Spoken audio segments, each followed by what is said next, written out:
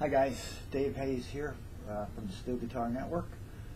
So there it is, that thing, that sound that we all love so much. Now you broke down and you bought one.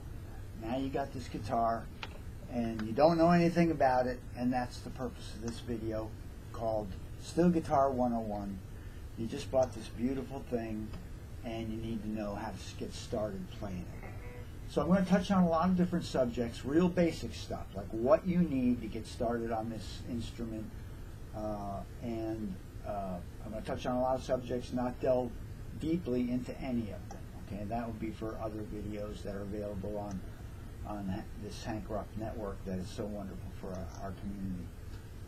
Okay, so you got the guitar, got that battle won. Great. Now you need picks. And you need a bar. Let's talk about the picks for a second. 3 picks generally. Some guys use 4. It's rare. Some guys use none. That's even more rare. I use, as most guys do, a nylon thumb pick and 2 nickel finger picks that go on the first and middle fingers of your right hand. Unless you're left-handed, of course. Don't even ask. So you buy these picks and they come from the store and they're straight. They look like this, okay? Look like that. How you want to wear them is like this, contoured to your finger. So you take them out of their case and you bend it up just like that. You get this part right to hold your finger firmly, not too strong that it cuts off the blood, but you're going to play pretty hard sometimes. You want to be able to you don't want the string pulling that pick right off. So you get this tight, and then you contour the end of the pick to wrap around your fingers, and that'll give you a lot more touch and avoid the tendency of the string to rip the pick out of your hand too. All right, so those are your picks. Now that you've got them on, and the thumb pick, put that on enough so it holds on firmly, because this is the one that does a lot of work. Thumb pick is so basic, and it's the one that does the thick strings, and you play it hard.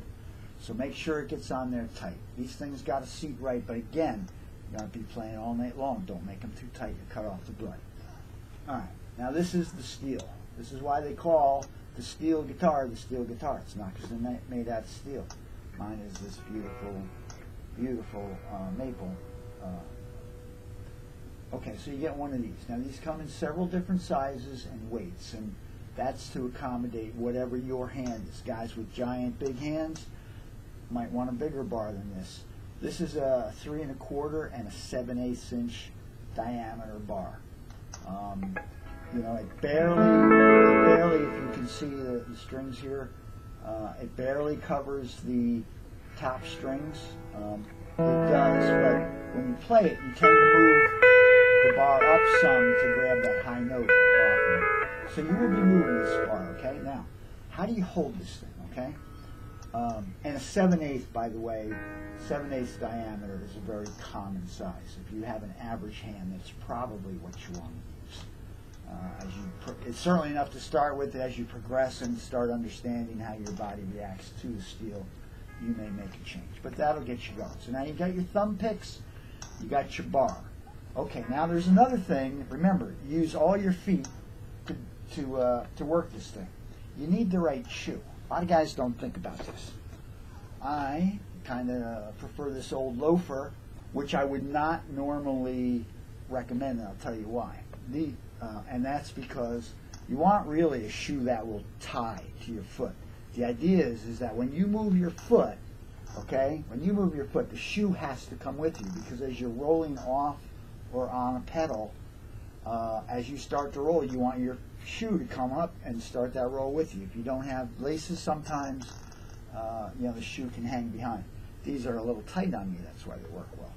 You want a sole that's flexible but firm enough so that the pressure of the pedal is not going to push up the sole all by itself. You want your foot to dictate when it comes up, and yet it can't be so stiff that you don't feel the pedal under your foot. You have to feel the pedal. You got to know when you hit the stops. Otherwise, you'll never get it. It's the most annoying thing. Okay, so now you got the right shoe, okay? Now let me show you about where to position your pedals on the floor. If we could scroll down there to the shoe operation here. All right. Now, there's your, I have a 3-pedal single neck guitar. What I want to point out is that your foot goes about here. You put your heel about in the middle of the 3 pedals, okay? And what you want to do is pivot on your heel when you're operating the 1st and 2nd strings and the 2nd and 3rd strings. You can't be moving your foot back and forth like this. This is a centrally located foot here. It rolls like this, pivots like that, rolls like this, rolls like this.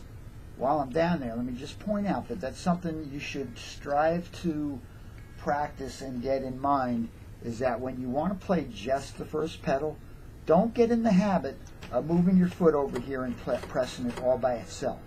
Much better to keep your foot centered on the pedals and roll with your foot to the left.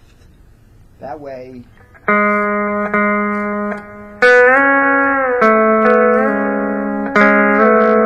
that move right there? You can't do that move if you're over here pressing on this pedal, because you have no way to hold down that B string and move over here. You have to do this. All right, so just try to remember to do that.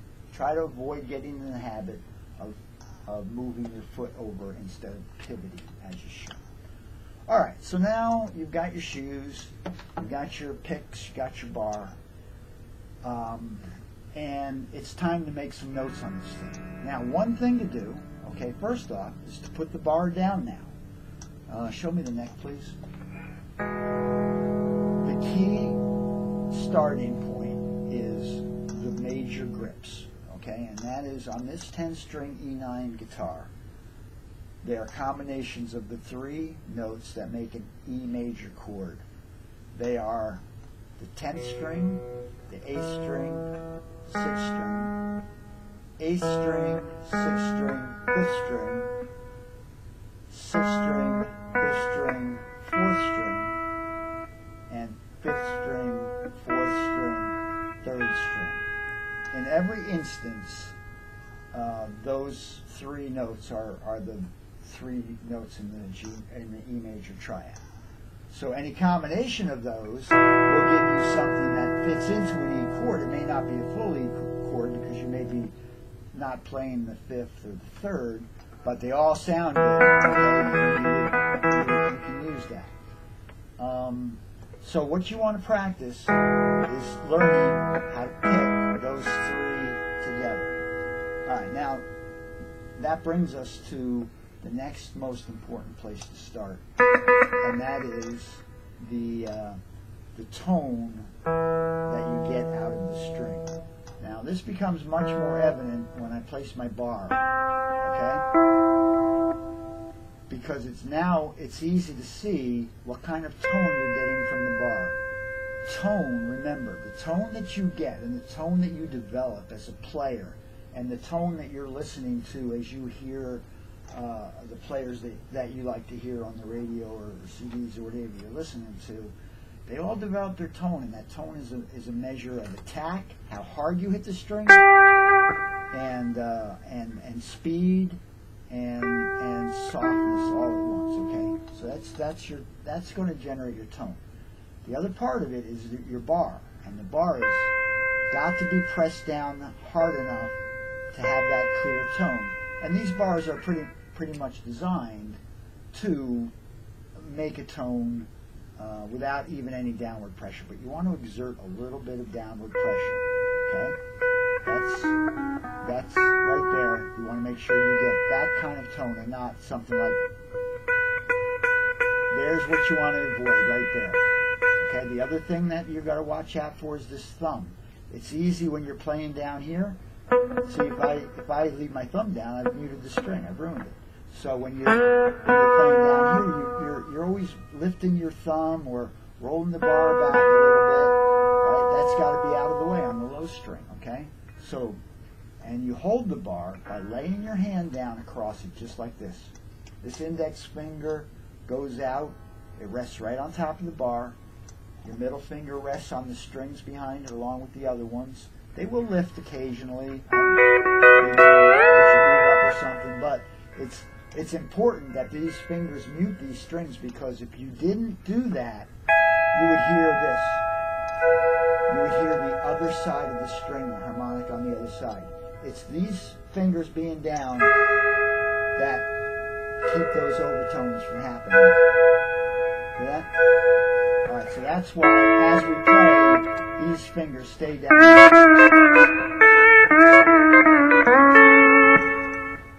Okay, so you want to practice your attack. You want to practice making nice, clear tones. And then you need to learn all the chords and chord positions. I happen to make a good product, Glissando pedal steel products, on the web at glissandopsproducts.com. Teach you where every chord is, 17 different chords in 400 some odd inversions or something like that. It's a good program. So that's it. That's my lesson for tonight. You can do this thing. Oh, one more thing. On Maurice Anderson's website, MSA Pedal Steel Guitars, they have some tremendous writings by the master Maurice Anderson himself on what it takes mentally to play this. And he talks about commitment and love and the things you really got to do, because no kidding, folks, this is quite an undertaking. This is not an instrument that you pick up and next week you're going to be strumming folk songs in the park. This demands time, practice, attention to detail. You have to be listening to a note as it comes out of your amplifier and hearing if it's on pitch or not. See, now I'm flat a little bit. As I play, I got to listen to that, correct it, while I'm thinking about what I'm going to do in the next second or two. And Maurice writes to that beautifully. I highly recommend that. So thanks to Hank Ruff and the Steel Guitar Network. Thank you, folks, for putting up with me, and maybe you got something out of this. I hope so.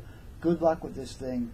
Time and effort, yeah, but I can't even tell you. The most beautiful thing that I can do. You too. Have a good one.